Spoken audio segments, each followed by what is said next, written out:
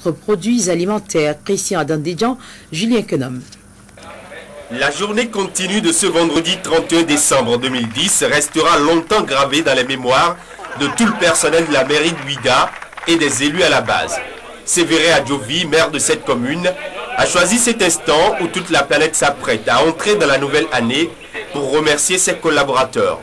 Ceux-là qui, depuis son élection à la tête de la mairie de Ouidah il y a environ 3 ans et qui, toute une année, n'ont cessé de déployer des efforts pour le rayonnement de la commune.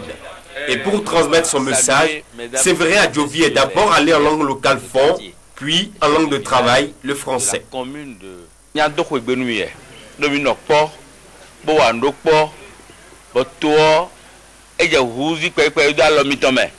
Je pense que l'année a été fructueuse pour chacun et chacune. Le personnel que vous êtes, j'ai beaucoup apprécié le rendement que vous avez donné. Je ne peux pas dire que tout le monde est au même niveau, mais la moyenne a été une bonne moyenne. Ce sont des dons en nature et en espèces qui ont fait l'objet de cette cérémonie symbolique. De part et d'autre, les administrés n'ont cessé de dire toute leur gratitude aux donateurs. Ce n'est pas la première fois. C'est pas la première fois. Chaque année, le maire invite le personnel. On mange, on boit, on danse. Que le Dieu Tout-Puissant lui garde la vie, la prospérité, l'argent et la sagesse. Que Dieu nous garde dans la commune de Ouidah pour que l'évolution de Ouidah soit dans ses mains. L'acte que vient de poser Sévéré Adjovi à l'endroit de ses collaborateurs fortifie ces derniers dans leur élan. Il s'engage à produire davantage pour un nouvel essor de la commune de Ouidah.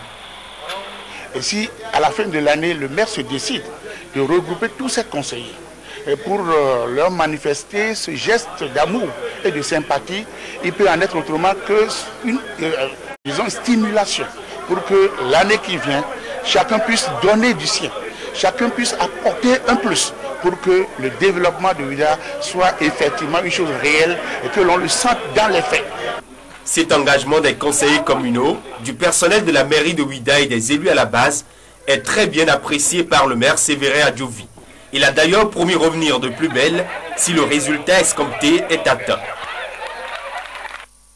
Session budgétaire de l'année 2010 du conseil communal de Koulékamé. Au cours des travaux de cette session, les conseillers de cette commune ont procédé à l'adoption de son budget exercice 2011. Un budget équilibré en recettes et en dépenses et qui s'élève à la somme de 311 160 906 francs. Cette session budgétaire s'est tenue jeudi dernier à Siongbon Kanya Siongbon Florando.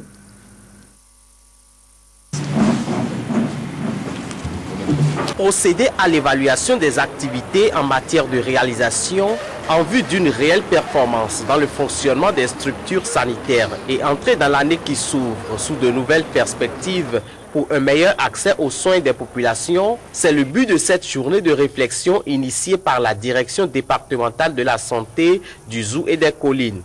Faire 12 mois d'activité, c'est normal de jeter un coup d'œil derrière pour voir ce qui a pu marcher et ce qu'on peut encore rattraper. Chaque service sera appelé à les présenter, dire les difficultés rencontrées sur le terrain et comment nous allons pallier à cela. Une séance de travail à laquelle ont répondu présents les coordonnateurs de zones sanitaires, les directeurs d'hôpitaux, les médecins-chefs et autres chefs-service. Occasion pour ces professionnels de la santé de se délivrer un satisfecit vu les nombreuses avancées enregistrées au cours de l'année qui s'achève, même si la tâche n'a pas été du tout repos. Nous avons procédé au niveau des infrastructures à la clôture de 4 centres de santé, 2 dans les départements du Zou, 2 dans les départements des collines. Au niveau des services des ressources humaines, nous avons procédé à l'élaboration de l'état des effectifs. Nous avons créé 3 nouveaux sites de prise en charge des personnes vivant avec le VIH et 28 sites PTME, la prévention de la transmission de mère à l'enfant. Le service de santé familiale, c'est surtout l'audit des décès maternels. L'audit des décès maternels, l'offre intégrée des services de santé, la formation du personnel et surtout l'élevation verticale des locaux pour de meilleures conditions de travail du personnel sont entre autres réalisations à mettre à l'actif de l'équipe départementale en charge de la santé dans les départements du Zou et des Collines. Les nouveaux locaux devant abriter désormais le personnel ont d'ailleurs fait l'objet d'une visite guidée. À noter que les travaux de cette journée, qui ont démarré par une minute de silence en la mémoire des compagnons de travail et des parents du personnel décédés au cours de l'année, se poursuivront en atelier et feront l'objet de recommandations stratégiques pour l'année 2011. Voilà, vous avez dû le rectifier de vous-même. Vous venez de suivre là le compte-rendu de la journée de réflexion de la direction départementale de la santé du Zou et des Collines. Une journée dont les travaux ont permis d'évaluer les activités menées au cours de l'année 2010 afin de déterminer les priorités pour l'année 2011. C'était avec Laurent Copou. Donc, je retourne sur la session budgétaire de l'année 2010 du conseil communal de Koulékamé. Au cours des travaux de cette session, les conseillers de cette commune ont procédé à l'adoption de son budget exercice 2011. Un budget équilibré en recettes et en dépenses qui s'élève à la somme de 311 160 906 francs. Cette session budgétaire s'est tenue jeudi dernier. 311 160 906 francs CFA. C'est la somme qui servira à poursuivre en 2011 le développement de la commune de Koulékamé. Elle a été adoptée à l'unanimité des conseillers le 30 décembre lors de la session budgétaire. C'est un budget primitif exercice 2011 équilibré en recettes et en dépenses. En adoptant ce budget primitif de 311 160 906 francs CFA, le conseil communal entend réaliser un certain nombre de choses. Nous avons surtout voulu apporter aux populations de l'eau potable. Nous allons acheter 4 groupes. Un groupe donc restera à la mairie pour nous permettre d'être toujours au travail, même s'il y a coupure d'électricité. Nous allons acheter, les 3 autres groupes seront envoyés au niveau de 3 AEV. L'AEV de Yodolui d'Arondien, c'est un arrondissement. L'AEV de Lansouléroué dans l'arrondissement de Djoto. Et l'AEV d'Adjaromé.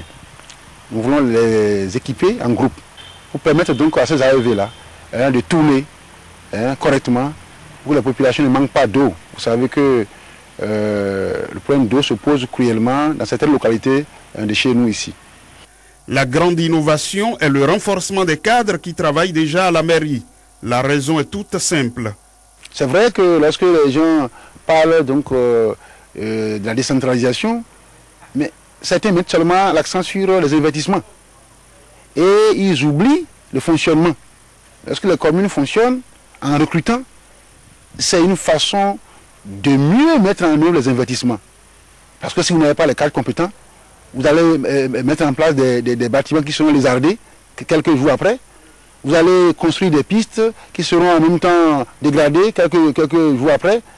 On retient de cette session ordinaire budgétaire le souci du conseil communal de faire la promotion de la gouvernance locale, d'améliorer l'accès des populations aux services sociaux de base, leur cadre de vie, de promouvoir des activités agricoles et celles génératrices de revenus, le tourisme, la culture, le sport, puis les loisirs. Après 5 années d'exercice, les conducteurs de taxibus de la ville de Porto-Novo ont procédé jeudi dernier au renouvellement de leur instance dirigeante. La cérémonie d'installation de la nouvelle équipe a eu lieu dans la salle de conférence de l'arrondissement de Wando à Porto-Novo. C'était en présence de plusieurs responsables syndicaux.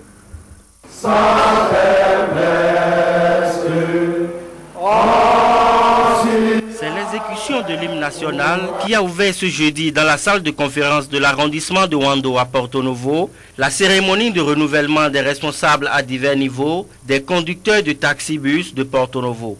Par la présente rencontre, les conducteurs de taxibus ont pour mission de mettre en place le comité départemental Yukotamibus de l'OME et d'installer également les bureaux de section des gares routières de la ville de Porto Novo. Nous sommes en train d'installer les gares routières de Porto Novo pour le syndicat Ucotambus Bénin et les départementaux des communes.